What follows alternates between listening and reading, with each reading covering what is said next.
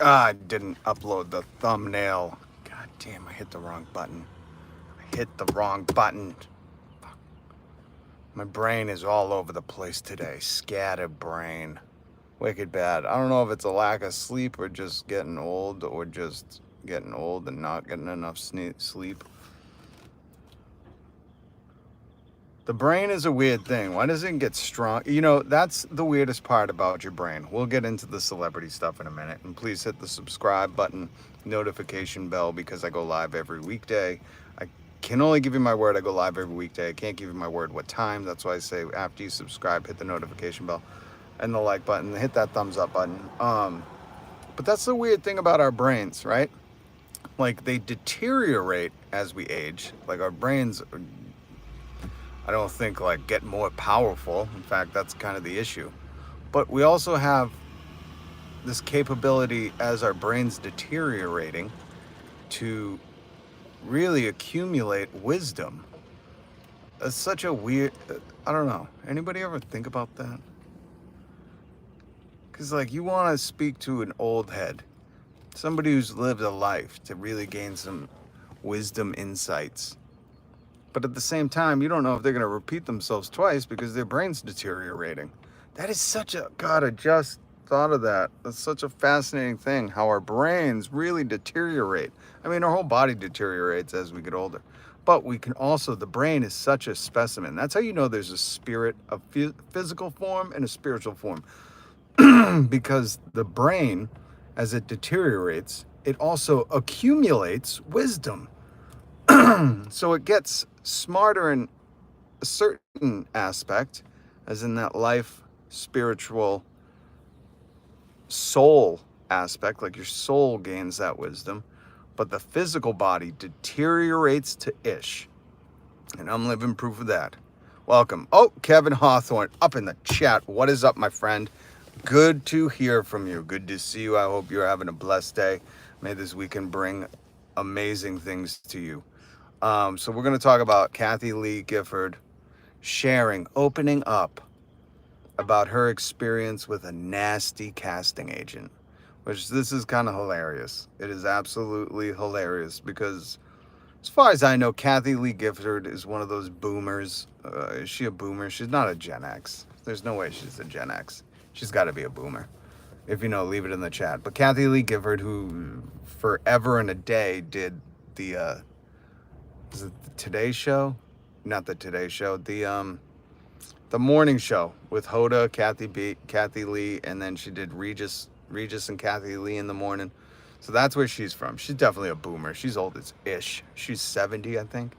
And she's just now opening it up, talking about how a casting agent, somebody who was looking for people for TV shows or movies, called her to her face, said, "You're not pretty enough."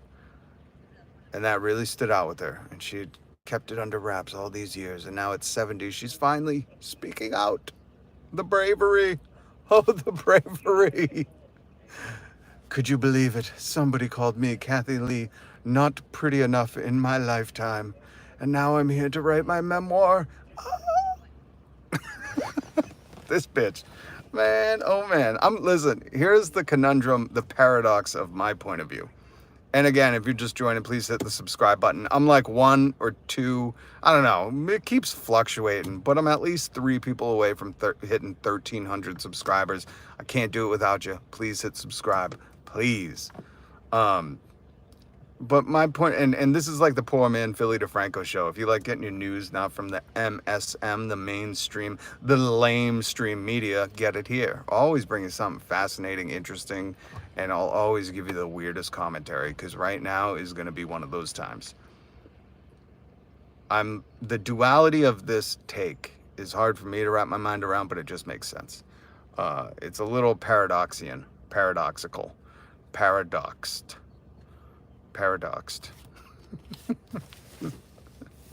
Is paradoxing when you dox a ghost?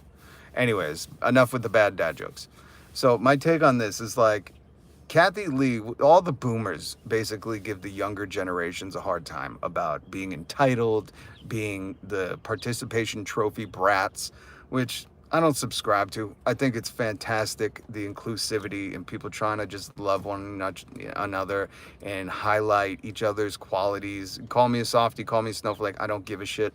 I love, that's my favorite thing about these younger generations. They're like, nah, man, everybody should be included and should feel included.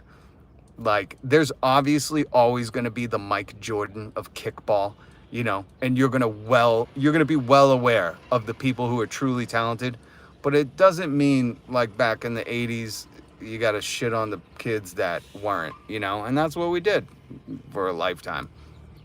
And I am in love and so grateful that this generation, at least a lot of them, have taken up arms and said, nah, man, we're going to celebrate people for their differences and what strengths they do have. That's heroic to me. And that's the epitome of what Jesus wanted, right? You know, love your neighbor, find something to love about them. Anyways, so for the most part, these boomers like Kathy Lee are always like pooping down kids' throats, being like they're entitled. They all want a participation trophy. They want this. And there's a lot of celebrities that do this, right? Trump is another one who, you know, thinks, well, back in the day, you know what we would have done? We would have beat them with billy clubs and sicked the dogs on them. And there's these people that do this, right? But the paradox of them, the conundrum that they always present to me is, well, when anybody says anything bad about you, you get hyper offended. You can't believe it. You're shocked and appalled, and you go on a tirade about how no one should be able to call you not pretty or, you know, not think you're the greatest at whatever. It's the epitome of the entitled participation trophy brat. Like a lot of these older people that claim to hate the participation trophy generation. They're the ones that as soon as they lose something, they claim, you know, it was rigged or foul play or, you know, whatever it was. And that's what Kathy Lee reminds me of, because I'm pretty sure, and again, don't quote me on this, I'm not a big fan of her. I just know that generation usually is the one to talk down about the younger kids.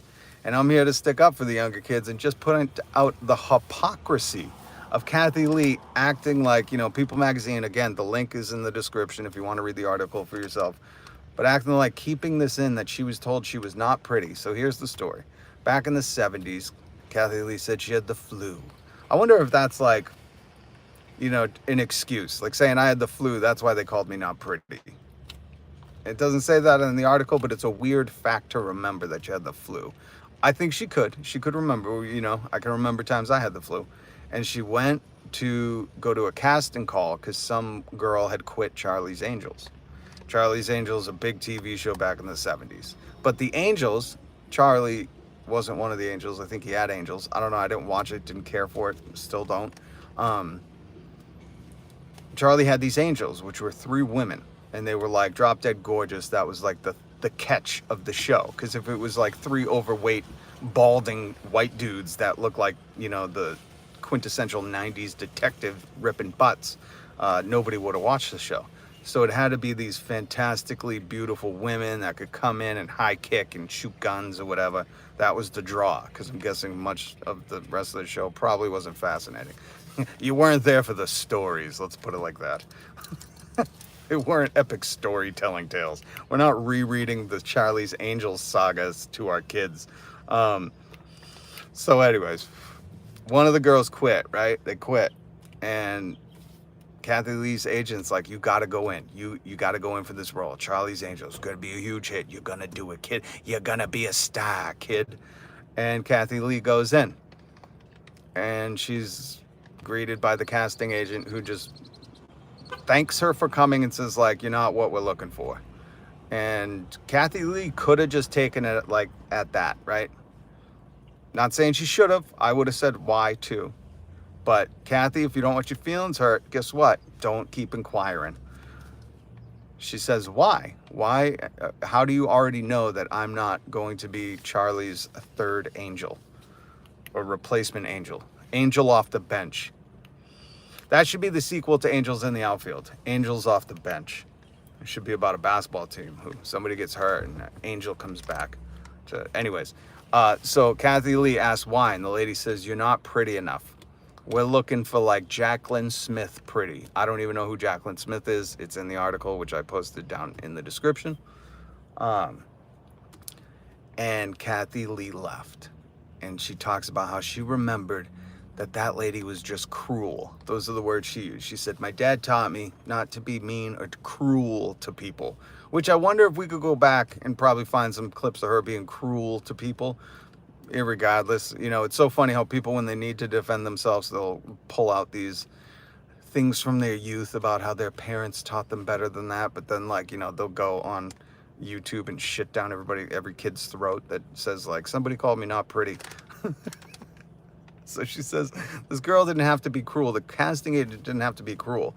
Which, listen, again, this is why it's weird for me. Because as much as I'm going to caca on Kathy Lee, I also think she's right.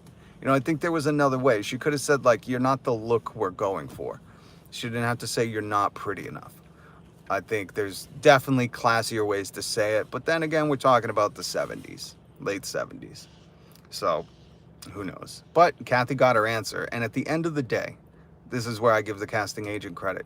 She pulled no punches. She let Kathy know exactly what was up. And I respect that. Whether or not it's cruel or hurtful, and I respect that to this day. There's some stuff that, even though it might be mean, just who I am, if you're just being honest, I get it. You know, not saying that people aren't going to get hurt, not saying I wouldn't get hurt, but the honesty, respect, because for me, it's more of a disrespectful thing. And I'm just speaking from personal experience, like when I've been in a job interview or when I've done something and I've needed to know why, and you ask a person like, well, why is that? Why are you saying, like, what of my qualifications or what of my cut of character, cut of the cloth that do I need improvement with? And I've asked this, and I encourage you, if you go on a job interview or if you do something where somebody says, like, you're not exactly what we're looking for, ask them, like, what could I improve on? That's something that you can take with you, and either you can build on it and learn from it, or you can go, well, that's not the direction I'm trying to go. So it makes sense. So I respect Kathy for asking it, right? But I also respect this lady for just flat out being honest to the face that wasn't pretty enough, you know. That kind of honesty to that unpretty face is respectable, you know. Kathy didn't have to think it was cruel. I mean, I get she did, and I get it kind of was, but all in all, at the end of the day, she let her know. So Kathy wasn't befuddled walking home going, what is it? Was it the shirt I wore? Am I not tall enough? Like, she knew, like, yo, it was your face. It was your face, and there's no fixing that, sweetheart. No matter how many sit-ups you do a night, you ain't fixing that face. And that's all it is. You know, and that would have been cruel if she said that. If she said, listen, you can diet all you want, but diet ain't going to make your face pretty. That would have been cruel. And she didn't say that. She just said, you're not Jacqueline Smith pretty. We're looking for drop dead gorgeous. And again, for anybody who makes fun of the participation trophy kids, understand that this is kind of what they're fighting against. That notion of, like, oh, we need to identify who's the most pretty. People fucking know. Okay? Somebody walks into the room looking like Cindy Crawford or whatever, you know, like just that oddity pretty. And that's an old reference. I'm sorry. My brain's back in the 80s, 90s. Cindy Crawford drinking a Diet Coke or whatever she hawked to all the kids who wanted to be like her. That poison, that soda poison. But, you know, people know who's prettier enough or not. So it's just funny that some of these entitled celebrities want to act like, oh, you know, you just got to tough it out and not all people can get a trophy. Not all people can be the prettiest. But then if it happens to them, all of a sudden, you know, the circumstances surrounding how they should be dealt with change. And that's, you know, one of the weirdest things ever, because it's a clear identifier, you know. Like, if you're the prettiest in the room, if you're the most talented, if you're the best whatever, best athlete in the room, like, these things are usually very identifiable. It's just really concerning the rest of the bunch, the rest of the lot, who need to find different strengths, and which we all do. There's nothing wrong with that. Jesus, look at me doing it live. You think I'm going in there trying to be Charlie's Angels? If they said, you're just not pretty enough. If we went like the homeless version at Charlie's Angels, you know, like the if we were making a Charlie's Angels about hobos on the what are they called when they train hop and hobos, Charlie's Angels, then I would get it, you know. But Kathy Lee, you're 70, so I kind of side with you. I feel feel bad that it hurt your feelings and then you had to endure that cruelty. But just remember that when other people coming up are like, they told me to my face I wasn't pretty enough, or I was too chubby, or whatever it is, whatever the comment is. Just remember that, all you people who want to crap on everybody for trying to find strengths in all of us. It's just so funny to me. You see it highlighted in Trump all the time, He loses something, he's not the winner, and all of a sudden it's rigged and millions of people gotta, act on his behalf. It's like a mafia. Or Kathy Lee, she thinks it's cruel that a casting director was just honest with her and said, you're not a Charlie's Angel. Okay? That face ain't gonna cut it, honey. And meanwhile, all the generations coming up now don't have Stockholm Syndrome. They're not just buying into what the previous generations believed. They're like, nah, we can do things differently. And that's the beauty. That's really the beauty. Whether I agree or disagree with these younger generations, the true beauty in what they're doing is they're shaping the world how they see it, how they want it to be in the future. And that's really what I think the hatred, the venom comes from older generations. I think that's where the people don't like everyone gets a trophy kids, the snowflake thing. I think what it is the older generations, Koo the freestyler here, yo, what is up, Koo? But I think these older generations really are just butthurt. The wicked butthurt that these young kids say, wait, you always said the children were the future. You're saying, we have freedom in this country, so we want to make this country how we think it should be, what benefits us, what we would like to live in. And that's the most radical part about this, whether it's about everyone gets a trophy or if it's about, equality for all or whatever they're fighting for. The most beautiful thing in that. Koo the freestyle. Nothing but the truth comes out of your mouth. Oh, I appreciate that, Koo. And it's good to see you up in the chat. How hot is it in Egypt today? I would like to know that. But that's so I just, because this is the most important point, and I like to point this out because more people need to understand this. Because I think so many people, even people that are close to me, people I love, buy into well, that's the way it is. It is what it is. They buy into, well, we can't change it. We have no power to change it. And these kids, I adore these younger generations. Because not only do they understand all that, well, yeah, we know that's the way it is, and that's what every generation previous has told you, but why don't you at least try? Why don't we? And look, it's a thing. People get participation trophies now, and that's fucking awesome. That is awesome. Who gives a shit? What does that affect the kid with the first place trophy? That's what I don't get. And the most ironic, again, follow me, very paradoxical here. But the most ironic thing about this participation trophy is the people who are number one or who are complaining become the snowflakes. They're the ones that get offended and butthurt that everyone's getting a trophy. No, I just want I just have to be the special one. No, you got the biggest trophy, jackass.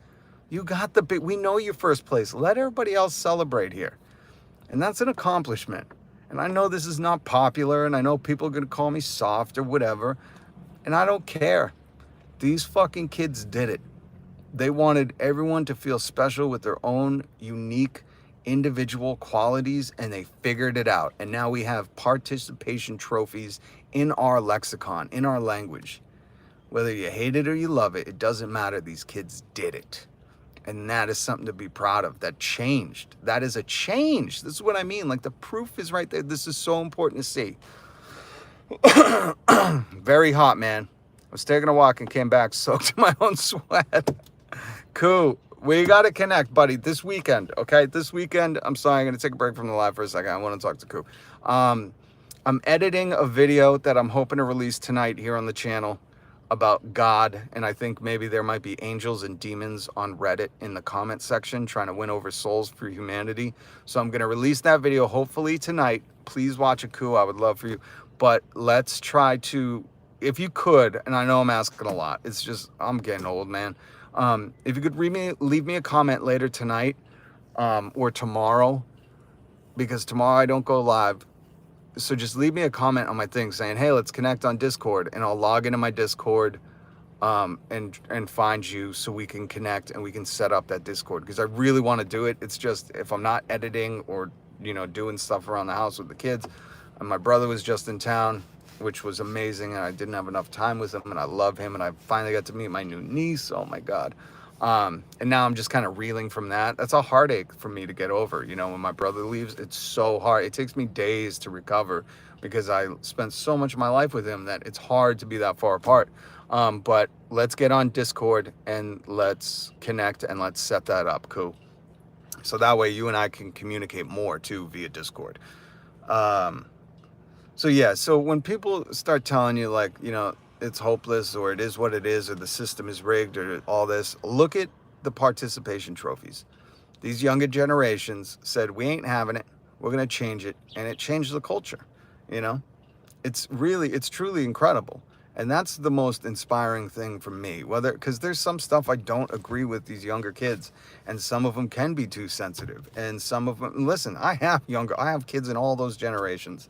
Okay. So I deal with it, but the most inspiring thing for me to see my children and see all of their generation do is to witness them go, yeah, we know how that's how it's been, but that sounds really shitty and sucky, and we don't want it to be like that.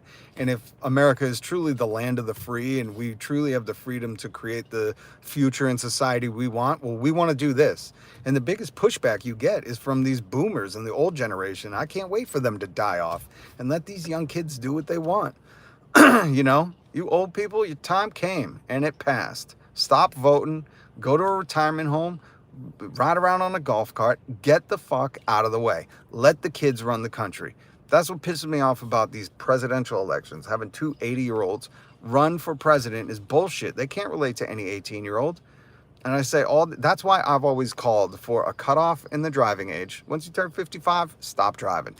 Okay? We revoke your license and we have Uber drivers take you everywhere. But again, my society would be set up where we let the old people retire and we make sure they have money to take care of everything and that they can get around with public transportation or whatever. But my thought has always been there's a age where you can't run for president because you're too young. There should be an age where you're too old. And as soon as you hit 60, or let's say 58, as soon as you hit 58, you're too old to be president. Nope, sorry. We can't have some senile old person running that doesn't even know what TikTok is. Get out of here.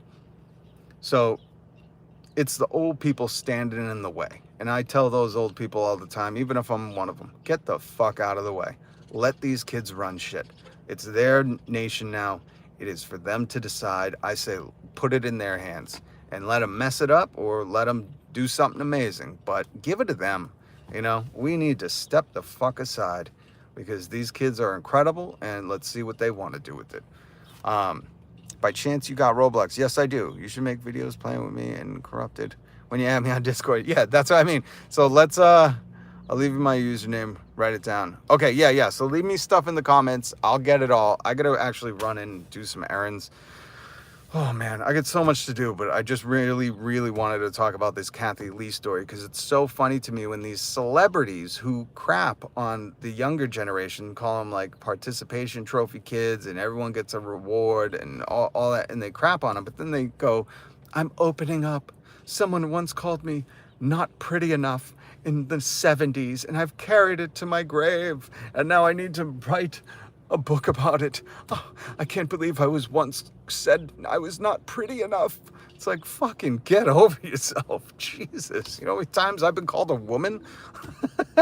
When I had long hair from the back, people would be like, excuse me, ma'am. And I'd turn around and be like, are you talking to me? And I never cared. In fact, it started happening so often, I'd just play the Mrs. Doubtfire. I'd go, hello. I say roll with it. Who gives a fuck? Oh man, some people take themselves way too seriously, including myself sometimes. All right, Mr. Freestyle. Shit, Koo. I don't know if I have a pen. Hold on. Hold on, Koo. Ow. Oh, my phone's getting really hot, so I don't want this to shut off, but Mr. Freestyle.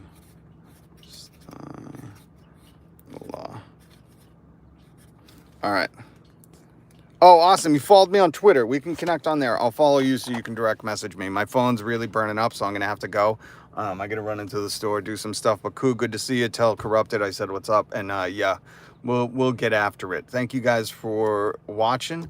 The poor man's Philly DeFranco, the Joe Rogan experience with no Joe Rogan. It's just a bit of an experience. Please, please, please, I'm begging you, hit subscribe. I'm trying to crack 1,300 subscribers. We're almost there. We're 2 or 1 away. So if you could hit subscribe, that would mean the world to me. I go live every weekday bringing you weird news and paradoxian commentary, a news commentary channel, entertainment. So I thank you for watching. I thank you for swinging by. Koo, really good to see you, and we'll connect. So please hit that subscribe button, hit the notification bell, because I go live throughout the day, sometimes twice, and that way you get notified. You can join me, and hit that thumbs up button. Appreciate you. Salute. Koo, we'll connect real soon. Okay, bro? Later.